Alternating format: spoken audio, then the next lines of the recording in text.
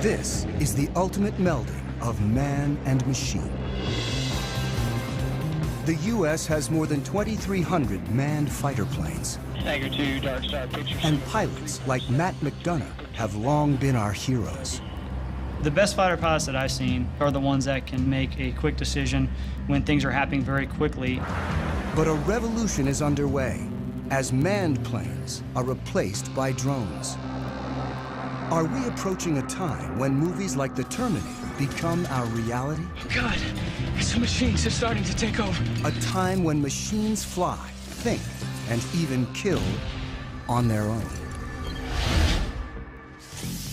Drones are aerial robots that carry visual sensors, navigation systems, target acquired, and sometimes even weapons.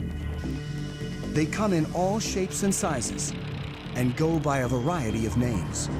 The United States Air Force uses the term remotely piloted aircraft. They are also known as unmanned aerial vehicles, or as the media likes to call them, drones.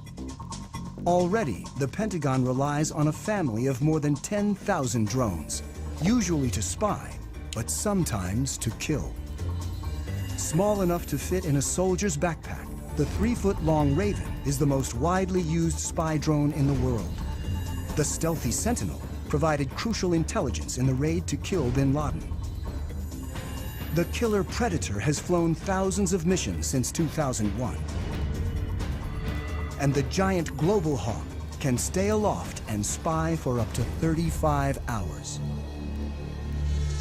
The military uses drones to support troops on the ground.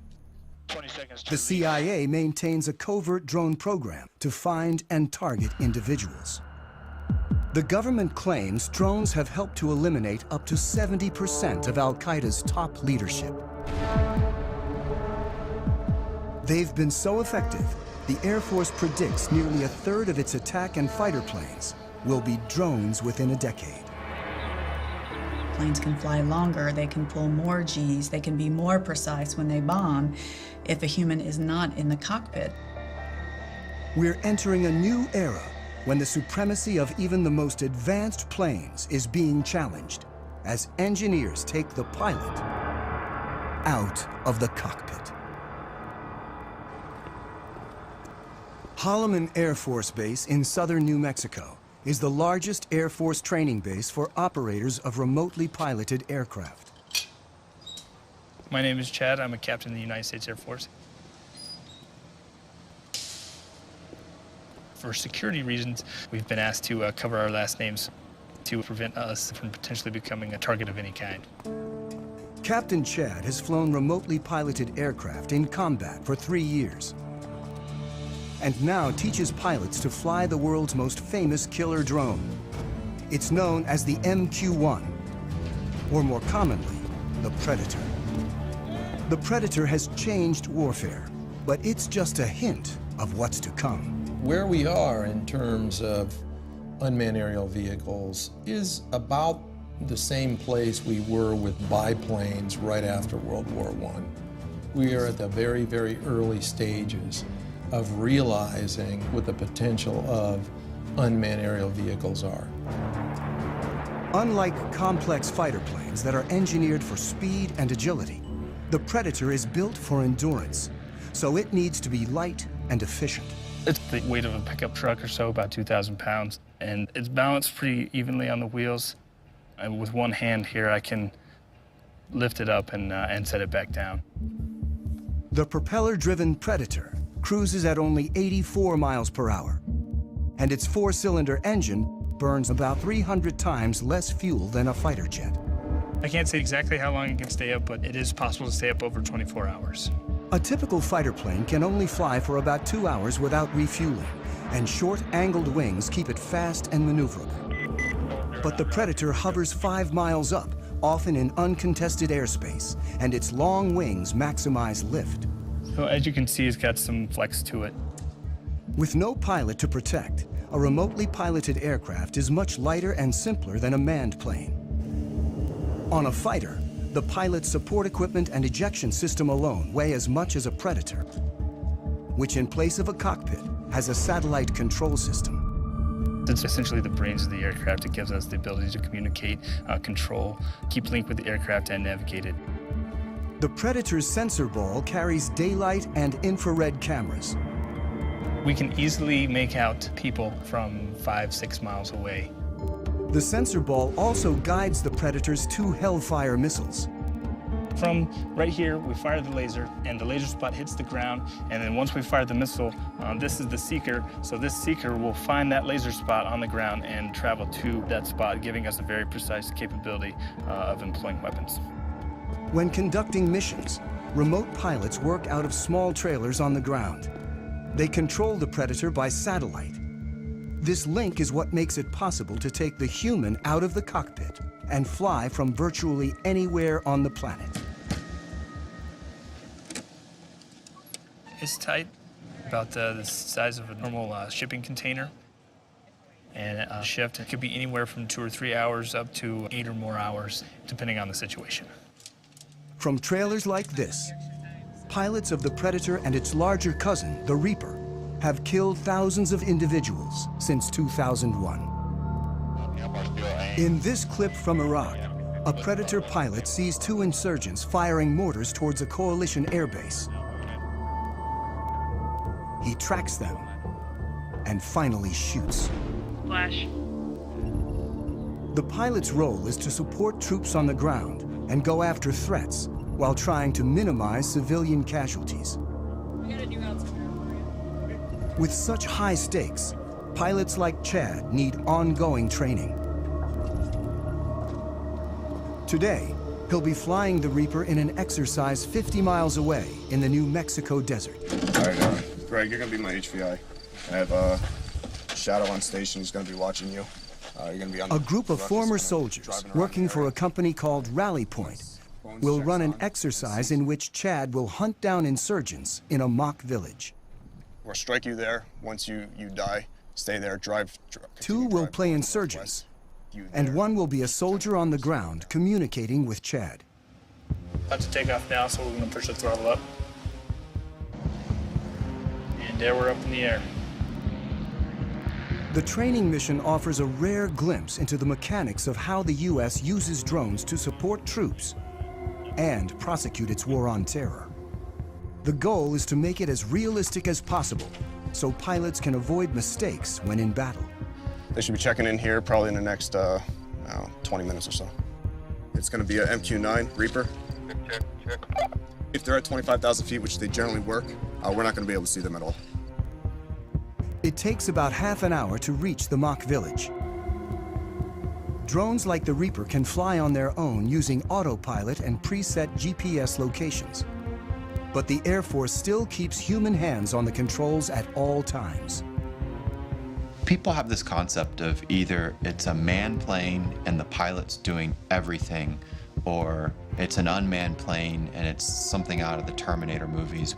The reality is it's in the middle right now for both the manned and the unmanned planes. Our mind tries to put it in terms of robot or human, but the reality is a mix. As Chad pilots the Reaper, his sensor operator, Jay, controls the cameras and lasers. On the ground, the fake insurgents enter the village as the Reaper hovers miles above. Bones 3-4, Rally 20, stay status. Rally from Bones 3-4, we have eyes on the target. Chad gets direction from the soldier, whose handheld receiver and computer allow him to see what Chad sees. Chad's call sign is Bones. The soldier goes by Rally. And Rally from Bones, we have 2 packs moving around inside the northwest corner of the compound. Bones 3-4 from Rally 20, continued Shadow. The soldier directs Chad and Jay to follow an HVI, or high-value individual, dressed in black. Rally from Bones 3-4, looks like the one individual wearing black is now getting on the motorcycle and departing the group. Depending on the situation, the decision to kill comes from an intelligence officer who could be anywhere, a battle commander on the ground, or sometimes the pilot.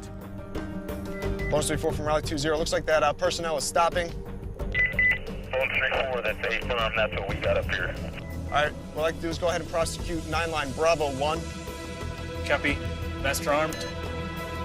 The sensor operator targets using the laser. This will be a run against the target under our crosshairs. 10 seconds to release. Sensor, are you ready? Copy.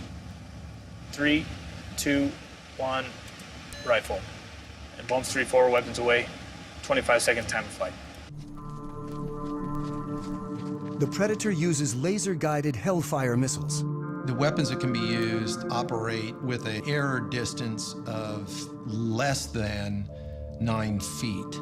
You can put a weapon through a window-sized opening with ease. 5, 4, 3, 2, 1, splash. Raleigh, Bones 098 firm. We have splash. Stand by for BDA. And Bones Riley, looks like good splash. Copy, lasers off, and Master Arm is now safe. The efficiency of having a single craft able to find, follow, and eliminate a target like this in real time represents a revolution in warfare. Let's go back to the middle of the last century. During World War II, it took on the order of months to assemble intelligence from a variety of different sources, whether it be airborne, on the ground, to assimilate that information and then determine what targets might be hit.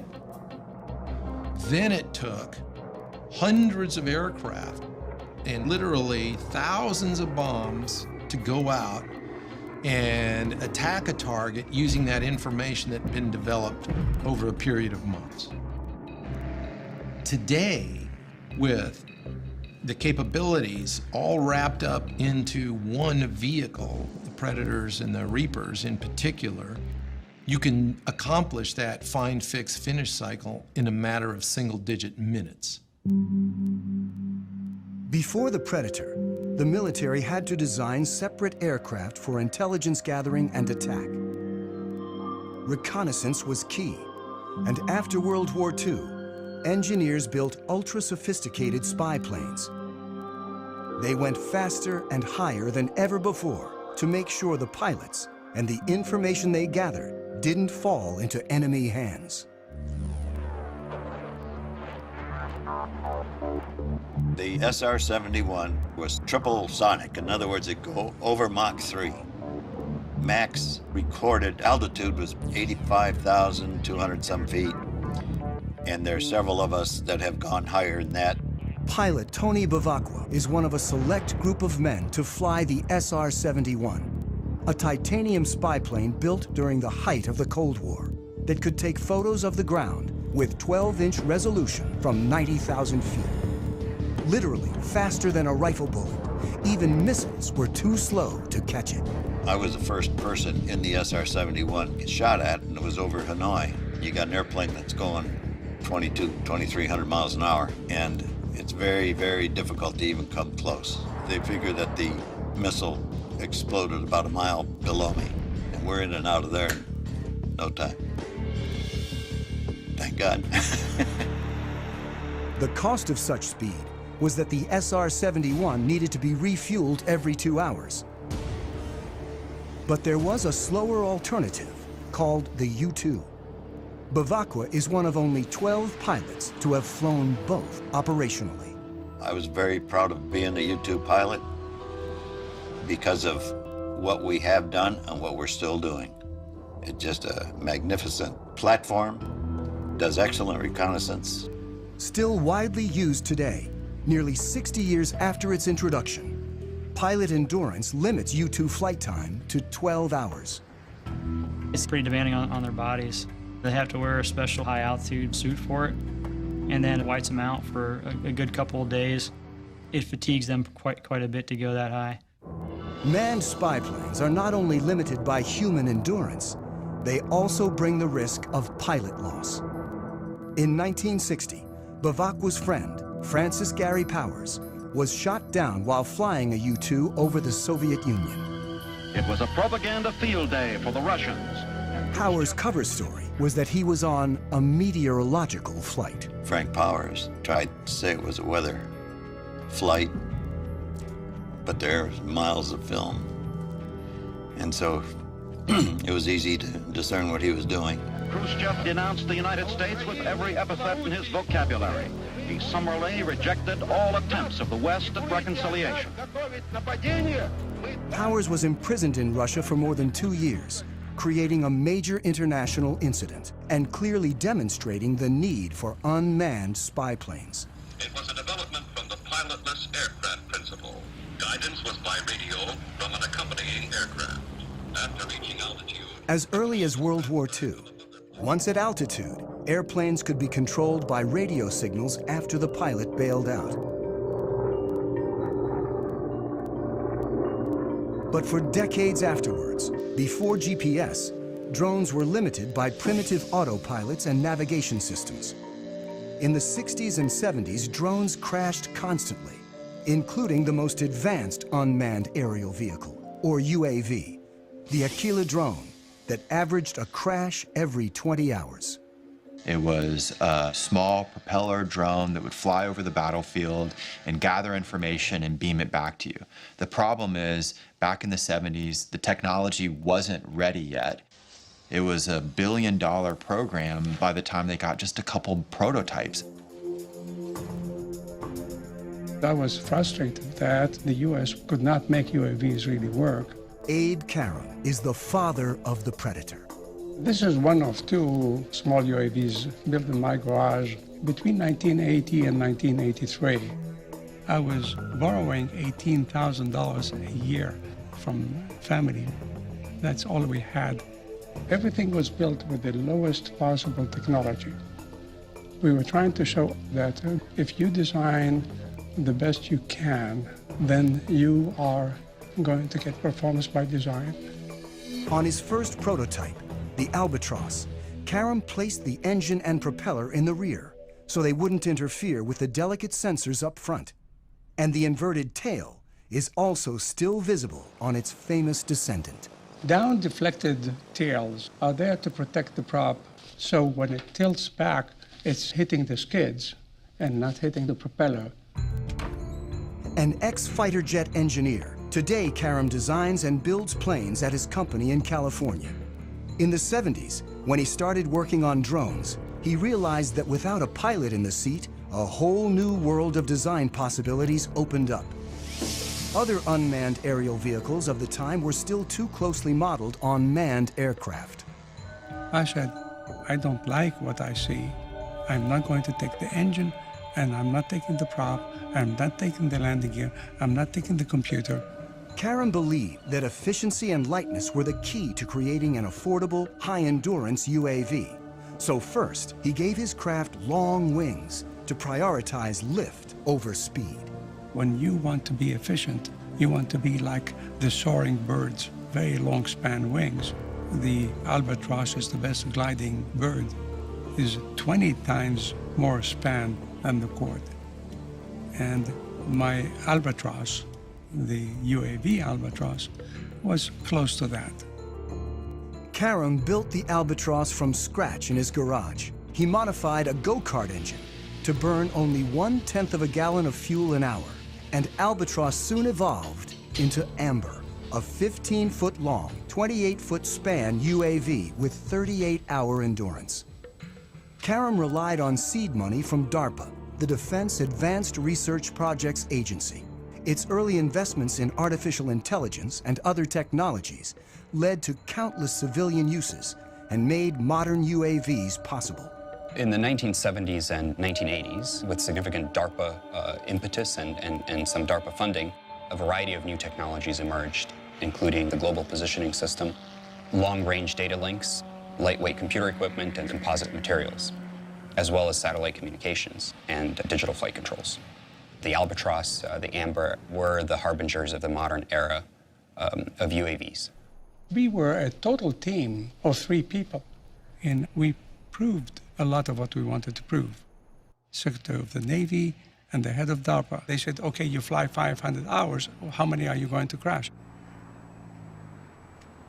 We ended up not crashing any in the 500 hours we did for the military.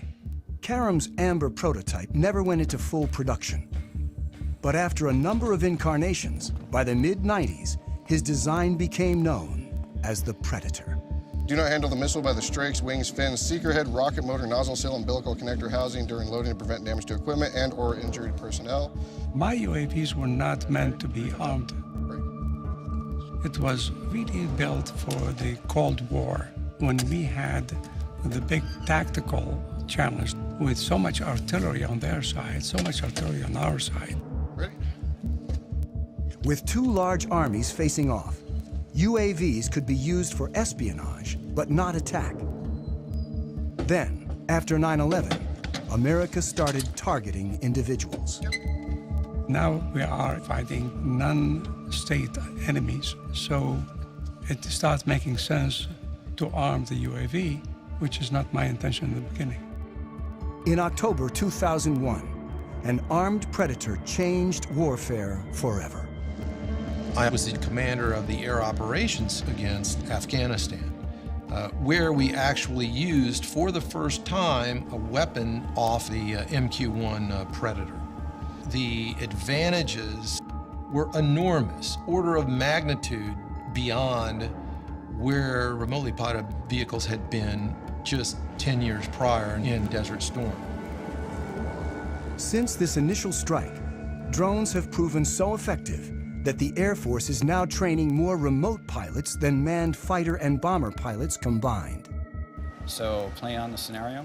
At Holloman Air Force Base in New Mexico, instructor Major Jason teaches this new generation of pilots. Adam 03, loud and clear. The stakes are high when operational, so they begin on video simulators. He invents practice scenarios programmed using Xbox video game controllers. Adam 09 from Viking 01, you're cleared hot. Stuff that we can't do in the real plane, I can do anything here, because the world's whatever I want it to be. 3, 2, 1, rifle. It's a controlled environment, and we want them to learn here, so that way when they do go operational, you know, they've already made all those mistakes. Pilot, it doesn't look like I ever turned the laser on, so I don't know where the missile went. How did that happen? If that would have happened in real world, that'd be a really, really bad day. Unlike fighter pilots who train for a minimum of 2 years, remote pilots learn to fly their increasingly automated drones in less than one. The FAA did a study recently that showed that pilots with real flight experience in manned aircraft are actually worse UAV pilots than those that have no flight experience and really come in off the street. You actually bring in a skill set that you don't need and a set of expectancies that you shouldn't have when you're flying a UAV if you came from a manned aircraft. So the Air Force is taking officers off the street with no flight training and putting them through the program, and they've been very successful. They come here, they never went to pilot training like I did. They're here for a few months and then they have to go operational, so it happens real fast. Adam 09, rifle, time of flight, 15 seconds. And when pilots go operational, despite being half a world away from the action, it all feels very real. Adam Mike 01, copy splash. It's not like a video game at all. There's no reset button, there's no, there's no turning it off. In real strikes, like this one in Iraq, technology actually allows drone pilots to see more than manned pilots ever have. Because we have such a long loiter time, there's potential to have eyes on the target that we are going to blow up for hours ahead of time. Then we employ on it, strike the target.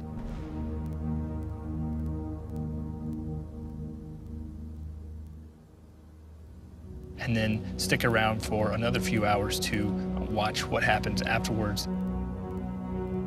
You have to stay there and then stay plugged in and stay focused on the destruction that you just caused from your aircraft. In 2012 alone, the U.S. carried out hundreds of drone strikes across 4 countries. Afghanistan is the only publicly authorized war, while strikes in Pakistan, Somalia, and Yemen are covert CIA operations performed without putting American lives on the line. The technology has enabled us to set aside some of the risk factors of sending a pilot in harm's way. So it's meant that we've conducted a lot more strikes that would have been more problematic if we were using manned systems. The U.S. claims drones have decimated al-Qaeda's top leadership while causing limited civilian casualties.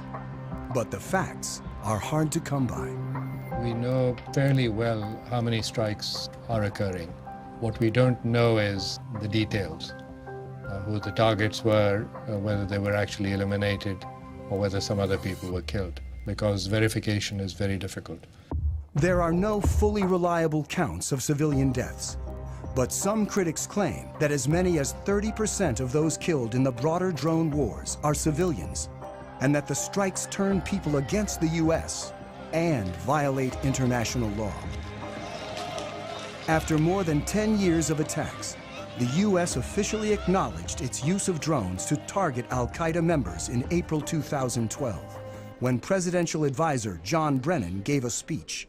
The United States government conducts targeted strikes against specific al-Qaeda terrorists, sometimes using remotely piloted aircraft, often referred to publicly as drones. He was met with a strong reaction. Hundreds of innocent people we are killing with our drone strikes in Pakistan and in Yemen and Somalia. They deserve an apology from you, Mr. Brennan. I speak out on behalf of the Constitution, on behalf of the rule of law. I love the rule of law. I love my country. You are making us less safe by killing so many innocent people around the world. Shame on you. Thank you. It's very critical that the U.S. public understand what is happening with the use of this technology, because it is being done in the name of the United States.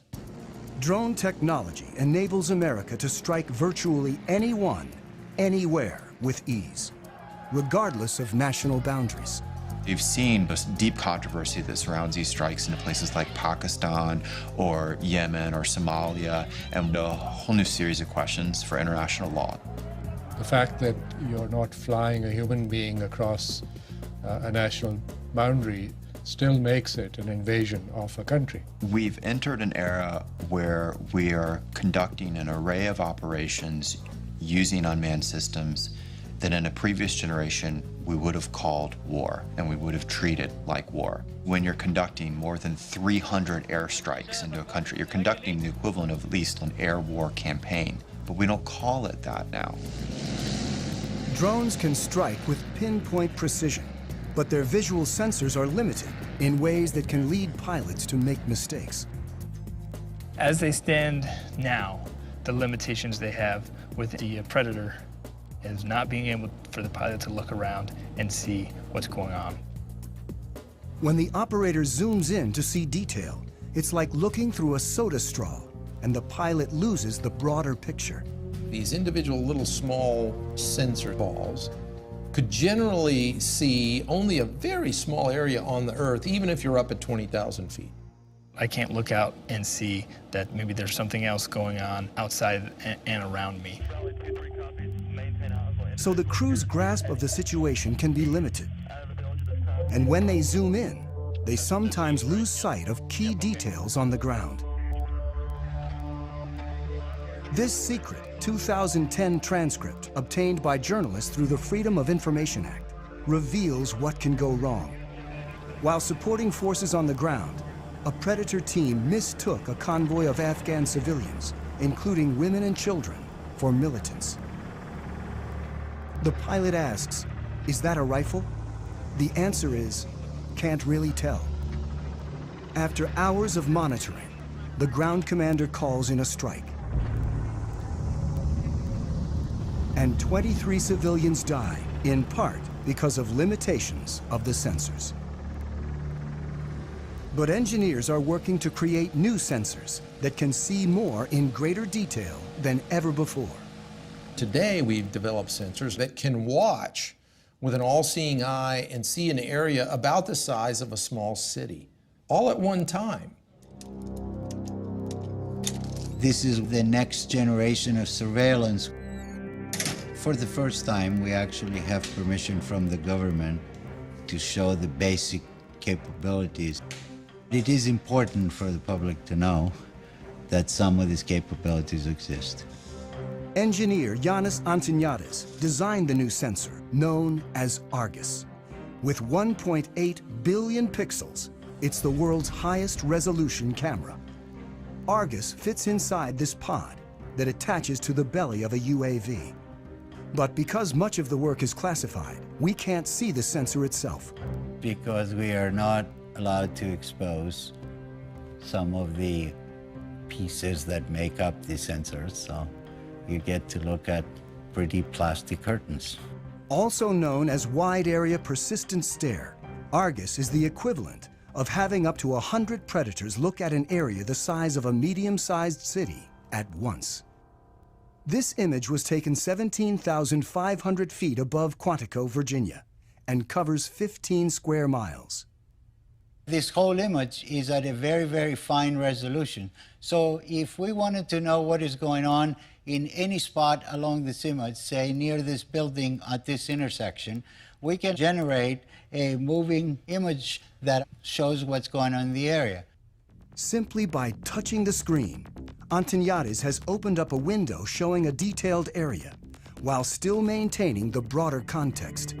And everything that is a moving object is being automatically tracked. The color boxes represent that the computer has recognized the moving objects. You can see individuals crossing the street. You can see individuals walking in parking lots. There's actually enough resolution to be able to see the people waving their arms or walking around, what kind of clothes they wear. And you could pick the location of where you produce these images anywhere in the entire field of view. Antoniades can open up to 65 windows at once and can see objects as small as 6 inches on the ground. From even 17,500 feet, the white thing that you see flying around is a bird. Argus streams live to the ground and also stores everything, 1 million terabytes of video a day, which is the equivalent of 5,000 hours of high-definition footage.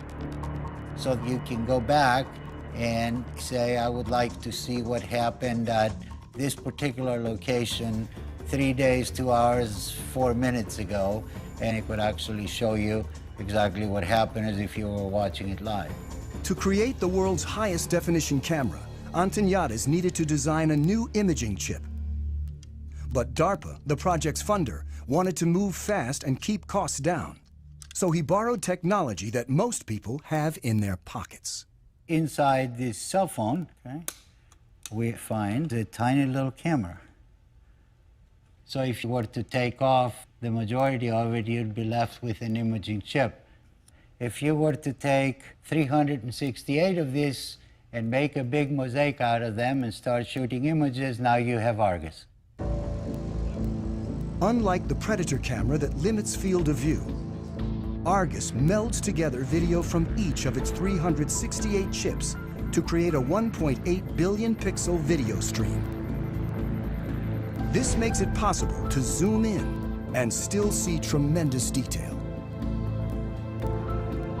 Whether Argus has been deployed in the field is classified. I'm not at liberty to discuss plans that the government, but if we had our choice, we would like Argus to be over the same area 24 hours a day, 7 days a week. That's not very easily achievable with manned platforms. This is where UAVs come in, and they're absolutely the perfect platform.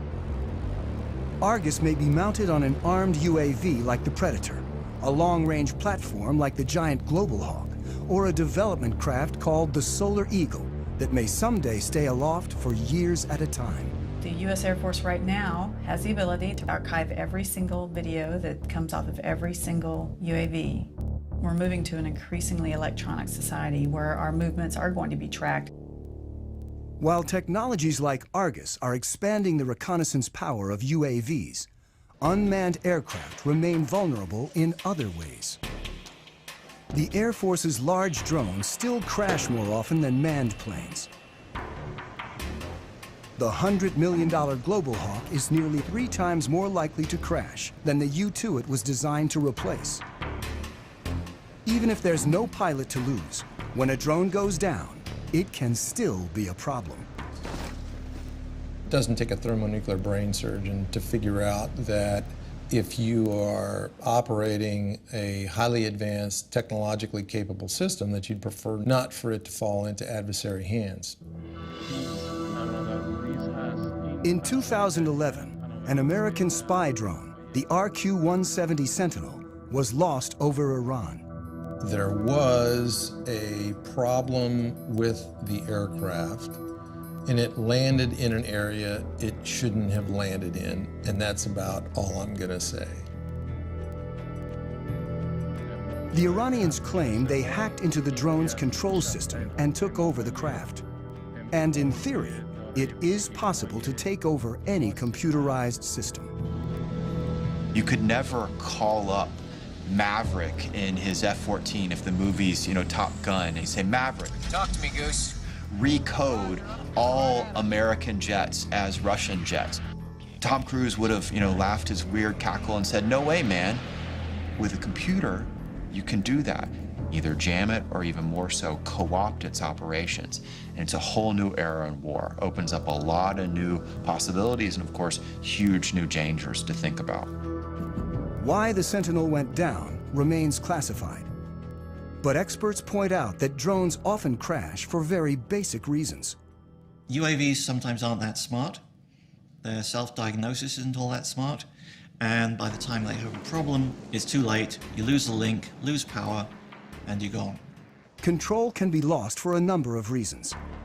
When Reaper pilot Chad simply banks too sharply, he loses the satellite link.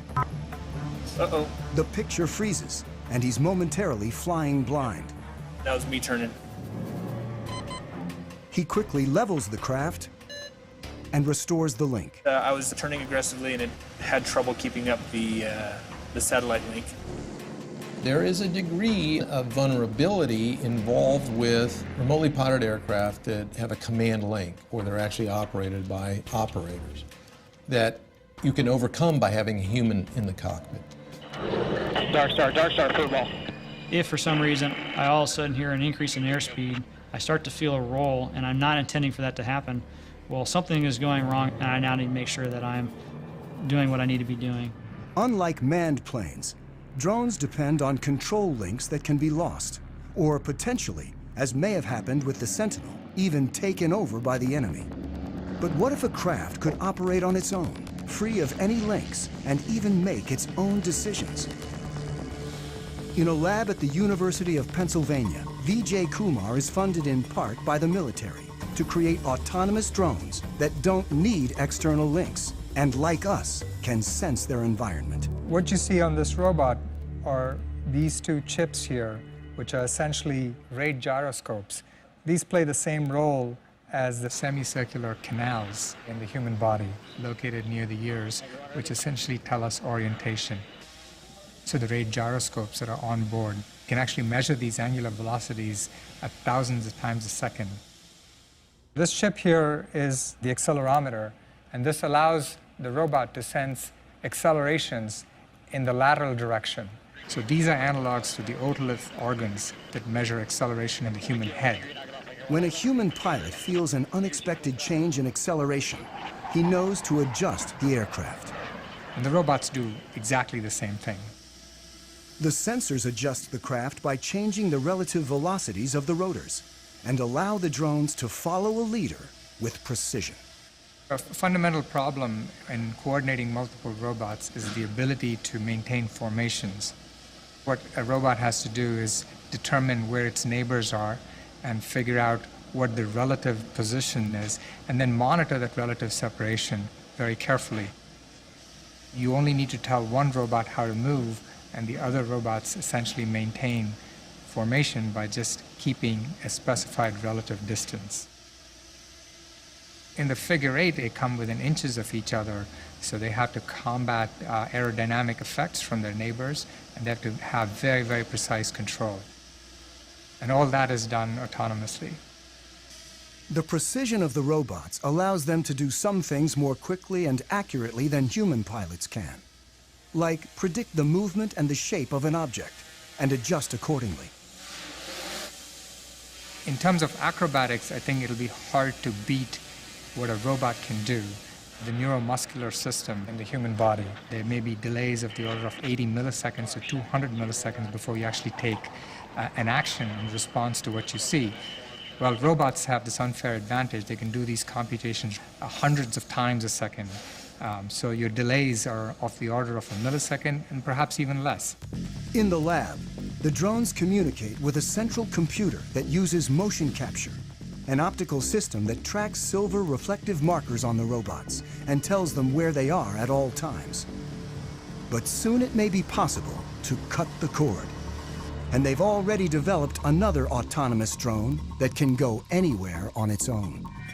The holy grail is to do all of this without any kind of external sensing, without GPS. And in principle, we can do it. These bigger robots actually rely on observations of external features to tell them where they are in the environment.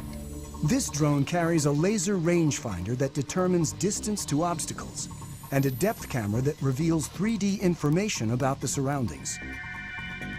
They carry on board the processing power, the sensors that are necessary to look at the environment, to reason about the environment. So they can take their relative location and the location of the features to build a three-dimensional map. Well, I'd like to see this technology being used for humanitarian purposes. Imagine there's a 911 call from the building. I think we'll soon have the technology that enables, let's say, 20 UAVs to just swoop through the building and within a minute find out who's in each room and then communicate that to firefighters who are waiting outside. But any technology that you develop, there are always people who are going to use it in ways that the designer never intended them to be used. And the key components of drone technology are already available to virtually anyone. Over there. I got into the hobby about 4 years ago. It started out as a toy for my dogs to chase. I'm pretty obsessed with the hobby. I'm currently single, have been for 30 years. No kids. I just live here with my 3 dogs, and I get to spend nearly every night and every weekend working on these things. Corey Brixon of Orange County, California, is one of tens of thousands of drone hobbyists across the country. The basic quadcopter is about $500, which is the frame, the motors, the speed controllers, the electronics that you need. This is actually the GPS sensor, and that's sending the signals out to the satellites. The cameras, as small as they are, they're high-definition footage. Like the Predator, Corey's quadrotor has a programmable autopilot that uses GPS to navigate. He can set locations, altitude, and speed so the craft can fly autonomously. Corey flies for fun, but drones, small and large, are increasingly used domestically for more serious purposes. The Border Patrol searches for illegal migrants with Predators. Police departments are turning to smaller drones for reconnaissance. And thousands of individuals use them for their own, sometimes political, ends. We don't consider ourselves to be animal rights activists. We're investigators. Some of our targets are the pigeon shooters in Pennsylvania, so we had the copter up filming what's going on. There were a couple of shots, and it's slowly losing altitude. And then it takes one more shot, and it's down in the trees. You can hear the shooters start cheering and laughing and all that kind of thing. What they didn't know is that we had more. This incident is the first known shoot-down of a domestic drone, but it may not be the last. The spread of drones has raised concerns about privacy and even led one senator to propose legislation limiting domestic use. I think anybody that can use a device to peer into your activities, even if it's from the air outside your window or the air above your property, I think there's a right to privacy, and I'm all for making sure that, you know, all these drones don't come back from Afghanistan and Iraq and get put to purpose here that isn't consistent with our constitutional bearings. The worry is that in 2 or 3 years we'll have 30,000 drones crisscrossing the sky, accumulating all this information. It's a game changer, but it's not just an American revolution. There are more than 55 other countries right now that are building, buying, or using military robotics, particularly in the air. Iran recently announced it has its own armed drone with a range of over 1,000 miles. It's not known whether any of the technology was adopted from the lost U.S. Sentinel. But in the drone's arms race, the U.S. is constantly developing new technologies, like a small flying camera with a twist called Switchblade. The Switchblade will launch out of this tube, and the wings, the tail, the propeller will all spring open. That's why it's called Switchblade. And so when the operator finds the target by looking into the viewing screen, he'll then send a command to the Switchblade that'll enable the Switchblade to basically hone in on that target and detonate its explosive charge upon contact. It's a tool that our customers are very excited about, and it's a tool we think will protect our forces and help save innocent lives. Switchblade's already been deployed, and a killer drone that may someday replace a manned fighter is on the horizon. And it's really about a decade ago, some folks got together and they said, what if we want to put unmanned aircraft on an aircraft carrier? How do we do that? This X-47B prototype is the world's first tailless fighter-sized drone. But it's still a year or two away from its first goal, to take off and land on an aircraft carrier. We're maturing the technology required to take this unmanned vehicle to land on the flight deck autonomously. We're focusing on the mechanics of landing the aircraft, where you have a predetermined position that you're targeting to, and the aircraft can react very quickly to changes in that environment to put itself on that pre-planned position. The system has a lot of sensors, a lot of instrumentation on it, so it knows how all of its subsystems are behaving. It knows how its engine and all of its control surfaces are performing at any time. It'll turn where we expect it to turn, it'll come back when we expect it to come back, and it'll land on the runway that we planned. Drones are no longer just eyes in the sky, and someday UAVs like the X-47B may be involved in sophisticated attacks alongside manned jets. It's the idea of the mix, the team working together. That's probably the future. You won't see every plane on the aircraft carrier be one of these. So right now the vision is, oh, we'll just have one or two. But when they get them and maybe they prove more useful, then it may be, well, we don't want one or two, we want a squadron. It's a lot like if you look at the first use of mechanized forces. Originally it was lots of horses and just a couple of trucks and tanks, and then you saw things change and change and change over time. We'll probably see the same thing happening with robotics. As drones like the X-47B mature, they'll become more autonomous, likely conducting bombing runs, then more complicated air-to-air operations. Even as policymakers debate the rules of engagement for drones, technology is moving forward toward a time when drones might operate with intelligence that more closely resembles our own. But for now, they can't do what a pilot can. When you get an aircraft like this over hostile territory, you'll have potential targets or threats that will pop up unplanned. So what we haven't done yet is develop the technology that would then react to those unplanned targets or threats. Thank you very much for coming to Pax River today. I think UAVs of the future will certainly be able to exhibit increased levels of autonomy. But I think if you were to ask most autonomy researchers or most AI researchers about whether the rise of the machines type scenario is a real concern, their response would be, we should be so lucky. And in fact, if we could get little slivers of that kind of adaptive and cognitive capability into systems, that would be a very significant breakthrough over where we stand today. Angry T-class check. I've flown about 2,000 hours, and the missions that I've flown seldom go as planned. There's a lot of pieces that you cannot plan for. Nothing replaces the human being in a tactical environment, saying what to do next and why not this and why not that. An Airbus 320 with 150 passengers goes into a flock of Canadian geese and needing to land. I can't do it. I'm going on the Hudson. You want to be in a robotic 320 in that situation? Or do you want Sullenberger to land you? Because you can't anticipate everything. This ability to respond to the unknown may be the final hurdle if drones are ever to fully replace manned planes and start making decisions on their own. I think we're far, but let me say, I am the last guy who says, impossible. As human ambition drives innovation forward, the only thing that's certain is that the Predator and other drones of today are nothing compared with what's to come. Ultimately, DARPA's mission is the creation and prevention of strategic surprise. So if we are successful, we will all be surprised. Historically, you look at when the Wright brothers first flew in 1903. 100 years later, we were actively flying remotely piloted aircraft. So we're kind of on the ground floor now. There's nowhere to go but up.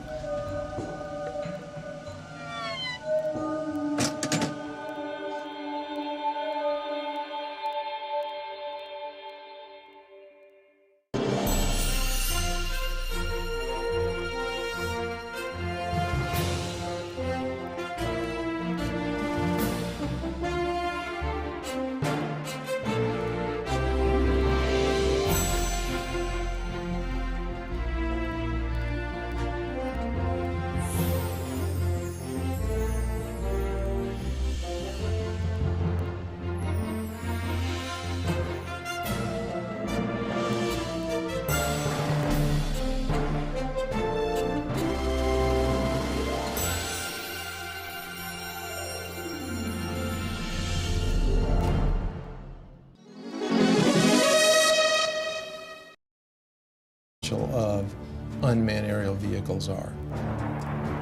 Unlike complex fighter planes that are engineered for speed and agility, the Predator is built for endurance, so it needs to be light and efficient. It's the weight of a pickup truck or so, about 2,000 pounds, and it's balanced pretty evenly on the wheels. And with one hand here, I can lift it up and set it back down. The propeller-driven Predator cruises at only 84 miles per hour, and its four-cylinder engine burns about 300 times less fuel than a fighter jet. I can't say exactly how long it can stay up, but it is possible to stay up over 24 hours. A typical fighter plane can only fly for about 2 hours without refueling, and short, angled wings keep it fast and maneuverable. But the Predator hovers 5 miles up, often in uncontested airspace, and its long wings maximize lift. So as you can see, it's got some flex to it. With no pilot to protect, a remotely piloted aircraft is much lighter and simpler than a manned plane. On a fighter, the pilot's support equipment and ejection system alone weigh as much as a Predator, which in place of a cockpit has a satellite control system. It's essentially the brains of the aircraft. It gives us the ability to communicate, control, keep link with the aircraft, and navigate it. The Predator's sensor ball carries daylight and infrared cameras. We can easily make out people from 5-6 miles away. The sensor ball also guides the Predator's 2 Hellfire missiles. From right here, we fire the laser, and the laser spot hits the ground, and then once we fire the missile, this is the seeker, so this seeker will find that laser spot on the ground and travel to that spot, giving us a very precise capability of employing weapons. When conducting missions, remote pilots work out of small trailers on the ground. They control the Predator by satellite. This link is what makes it possible to take the human out of the cockpit and fly from virtually anywhere on the planet. It's tight, about the size of a normal shipping container. And a shift, it could be anywhere from 2 or 3 hours up to 8 or more hours, depending on the situation. From trailers like this, pilots of the Predator and its larger cousin, the Reaper, have killed thousands of individuals since 2001. In this clip from Iraq, a Predator pilot sees 2 insurgents firing mortars towards a coalition airbase. He tracks them and finally shoots. Flash. The pilot's role is to support troops on the ground and go after threats while trying to minimize civilian casualties. With such high stakes, pilots like Chad need ongoing training. Today, he'll be flying the Reaper in an exercise 50 miles away in the New Mexico desert. All right, Greg, you're gonna be my HVI. I have Shadow on station. He's gonna be watching you. You're gonna be on a group of former soldiers working for a company called Rally Point we'll run an exercise in which Chad will hunt down insurgents in a mock village. We'll strike you there. Once you die, stay there, drive. Two will play insurgents, and one will be a soldier on the ground communicating with Chad. About to take off now, so we're going to push the throttle up. This is the ultimate melding of man and machine. The U.S. has more than 2,300 manned fighter planes. Tiger 2, Dark Star pictures. And pilots like Matt McDonough have long been our heroes. The best fighter pilots that I've seen are the ones that can make a quick decision when things are happening very quickly. But a revolution is underway as manned planes are replaced by drones. Are we approaching a time when movies like The Terminator become our reality? God, some machines are starting to take over. A time when machines fly, think, and even kill on their own. Drones are aerial robots that carry visual sensors, navigation systems, target acquired, and sometimes even weapons. They come in all shapes and sizes and go by a variety of names. The United States Air Force uses the term remotely piloted aircraft.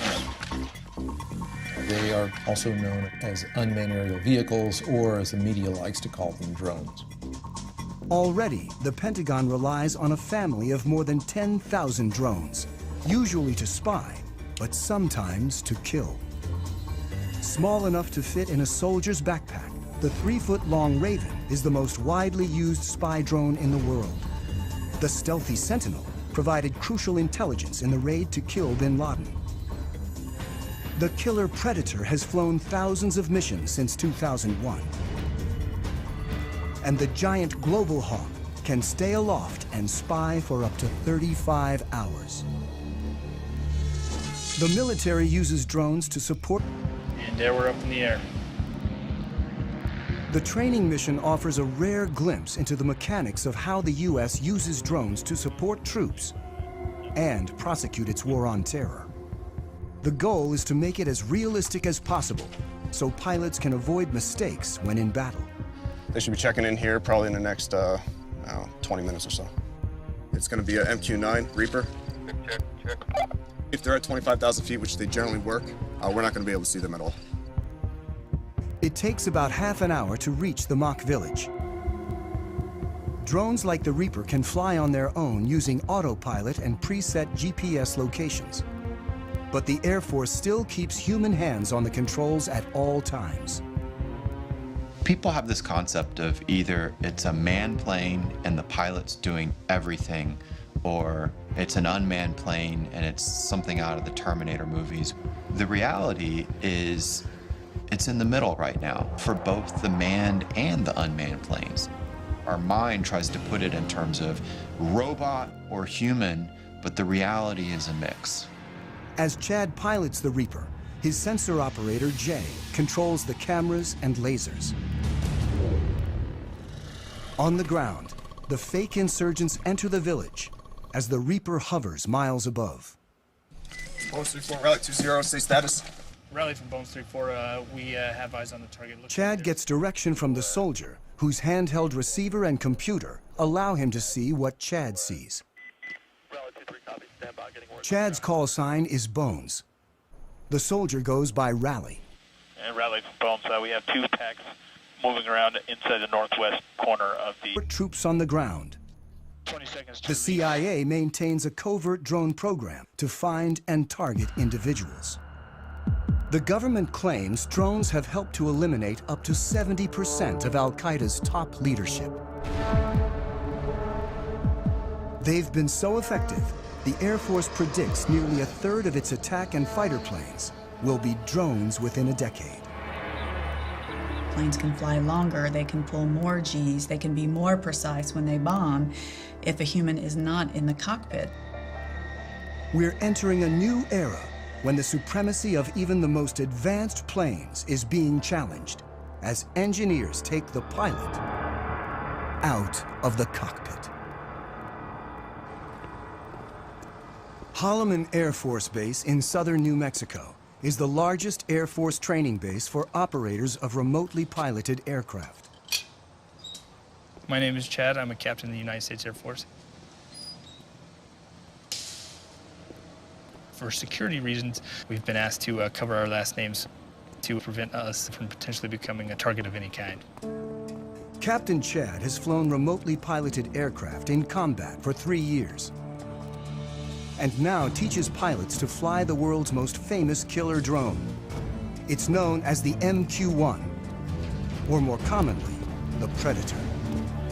The Predator has changed warfare, but it's just a hint of what's to come. Where we are in terms of unmanned aerial vehicles is about the same place we were with biplanes right after World War I. We are at the very, very early stages of realizing what the potential